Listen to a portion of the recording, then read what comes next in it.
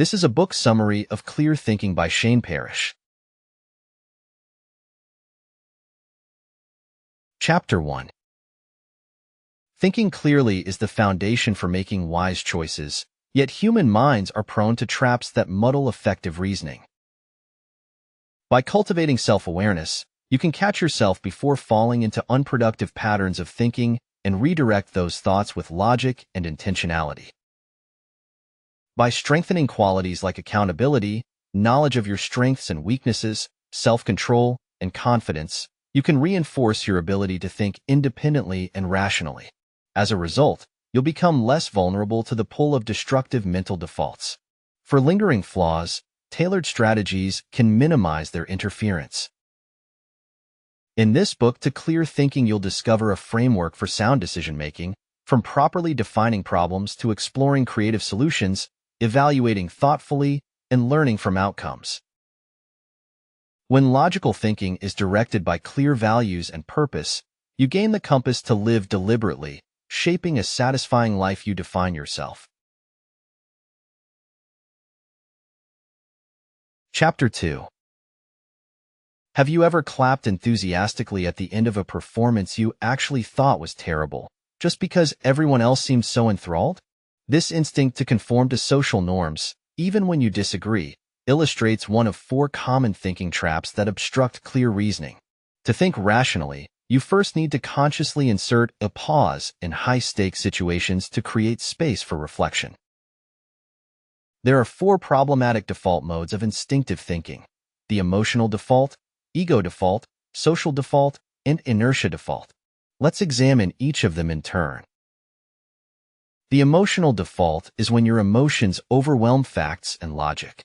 For instance, you might make an impulsive purchase because it sparks joy, even if you can't really afford it.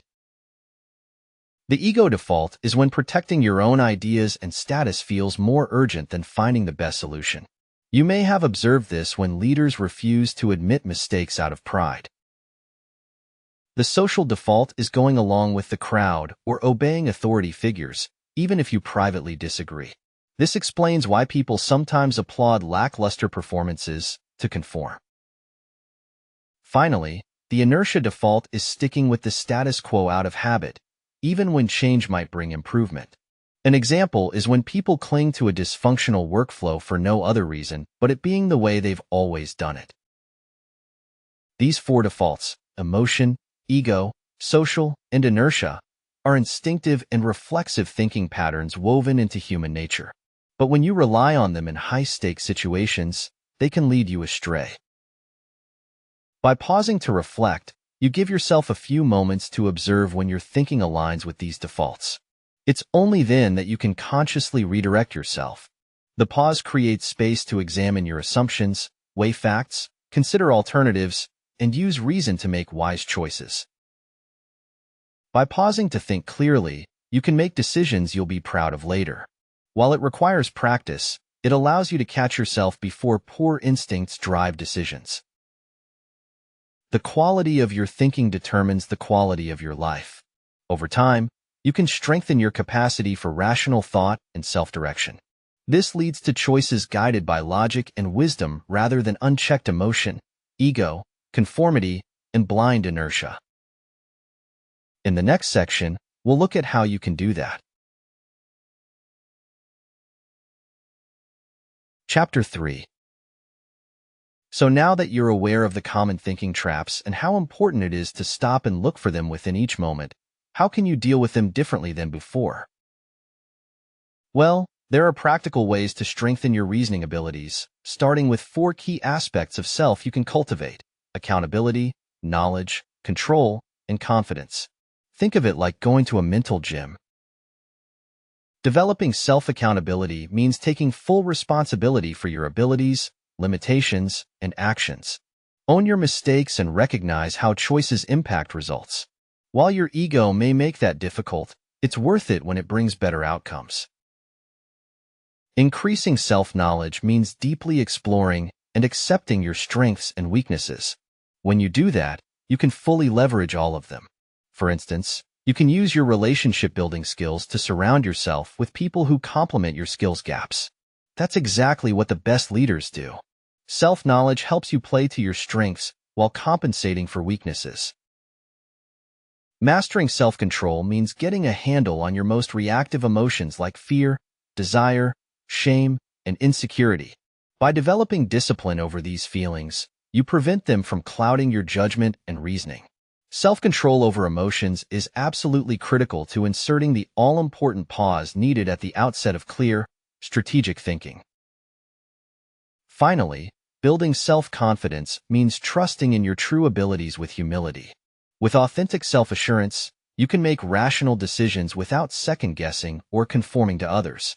Perhaps its most important superpower, true confidence, not arrogance, fortifies you against the temptation to go with the flow when you know better. Accountability, knowledge, control, and confidence are ongoing pursuits. By cultivating these four aspects of self, you can reinforce your ability to think independently, rationally, and wisely. You become less vulnerable to all of the destructive mental defaults. Dedicating yourself to growth in these areas will lead to decisions guided by logic rather than unchecked emotion, ego, conformity, and inertia. While all of these aspects are controllable, what about the aspects that are a bit less so? Some things must simply be managed. Next up, we'll dive into what they are and ways you can do it. Chapter 4. One way to manage your blind spots or biases is to force yourself to take a different perspective.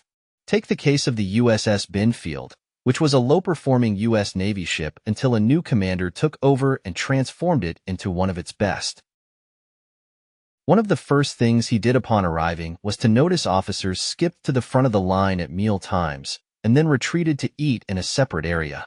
The commander, Mike Abrashoff, insisted on getting in line with everyone else and joining the crew at their tables. The next day, the officers did the same without being told. It was just one of many small actions he took to send the right message while building team morale. All it required was taking a moment to consider the perspective of the people he'd been chosen to lead. There are several other methods to manage those weaknesses that can be especially tough to overcome.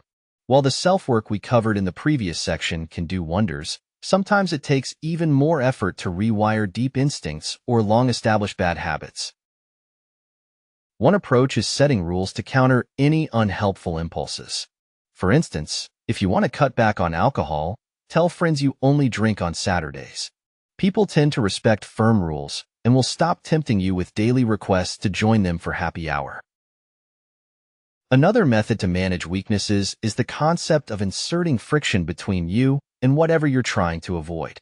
For instance, if your goal is to eat healthier foods, you need to clear your cabinets of junk food and sweets. Of course, you can still go and buy them, but that requires extra effort in the moment. Most people follow the path of least resistance, so inserting obstacles between yourself and bad habits gives you that critical pause and boosts self-control. Managing weaknesses also means effectively recovering from mistakes. Taking full responsibility, learning, and committing to do better helps repair damage. But words alone aren't enough.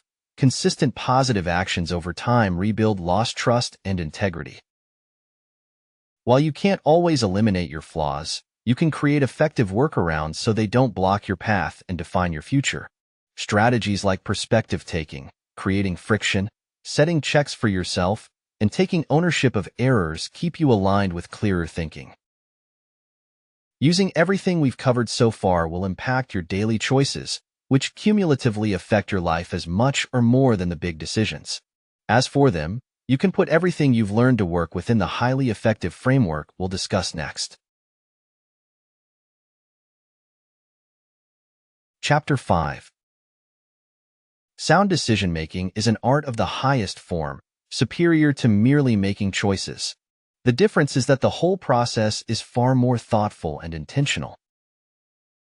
First, you must properly define the problem, including its root cause.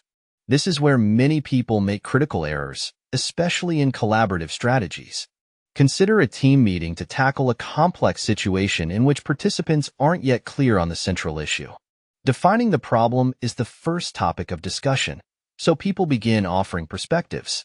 Sometimes, the first idea that is best articulated or loudest barely reaches consensus before the team immediately moves on to offering solutions for it. In those instances, the true problem can remain unspoken or unexplored. Because of situations like that, it's important to be wary of social default thinking at this stage. Thoroughly discuss and confirm the core problem and its root cause before moving on to solutions. Some teams find it helpful to split the problem and solution discussions into 2 separate meetings. Next, explore diverse solutions beyond the either/, or binary options. Drum up at least 3 possible solutions, if not more. Then employ both/ and thinking to integrate ideas and potentially inspire even more solutions. Evaluate your alternatives against clear, decisive criteria to identify the strongest option. Consider risks to build in a safety margin as needed. Make the decision, execute, then carefully evaluate the process for lessons. While outcomes are unpredictable even with the most strategic approach, honing your decision methodology breeds wisdom for the future. This framework counters sloppy, disorganized, and rushed thinking that often masquerades as decision-making. Defining issues, exploring creative solutions, evaluating thoughtfully, and learning from reflection together add up to an approach in service of highest reasoning. Decision-making is a muscle you strengthen through conscientious practice. It allows you to lead your life deliberately, shaping outcomes rather than passively accepting whatever comes. Purposeful decisions, guided by rational thought, help you create the future you envision. With commitment to clarity, you can get there, one step at a time. But where or what are you aiming to get? That leads to the last section of this book. Chapter 6. Clear thinking requires discerning worthwhile goals rather than empty pursuits. Otherwise, default thinking modes will easily lead you astray. Social conditioning, ego, emotions, and inertia often dictate values and priorities. This can steer you toward regret and emptiness unless you consciously reflect. A powerful way to overcome this is to use this thought experiment. Imagine yourself at the end of your life. What do you want that to look like? How do you want to feel? What are the differences between how you're living now and the outcome you imagine? What must change? The gaps will reveal what matters most when time is short. The next step is aligning daily choices with those deeper insights. Use your core values as guides in all decisions, big and small. This breeds wisdom in the moment and satisfaction in the long run. It helps close the gap between how you're living and how you want to live. With clarity of purpose, you can withstand the tug of defaults pulling you off course. Your life will become consciously driven by meaning rather than unconsciously ruled by instinct. Every day will offer opportunities to live out your ideals. Thinking clearly and living purposefully require lifelong effort. The alternative is sleepwalking through a forgettable existence. Awakening to what matters equips you to make each day count, appreciate the journey, and arrive where you want to be when your time comes. With purpose as the compass, clear thinking charts your course. Chapter 7. You can cultivate awareness to catch and redirect instinctive traps like emotion, ego, conformity, and inertia. Building self-knowledge, control, and confidence strengthens your reasoning abilities. Tailored tactics can manage any lingering flaws. Sound decisions come from defining problems, exploring creative solutions, evaluating thoughtfully, and learning. When you connect all of these practices to your purpose and values, you can live deliberately and intentionally to define and shape the future you want. The end. Thank you for listening.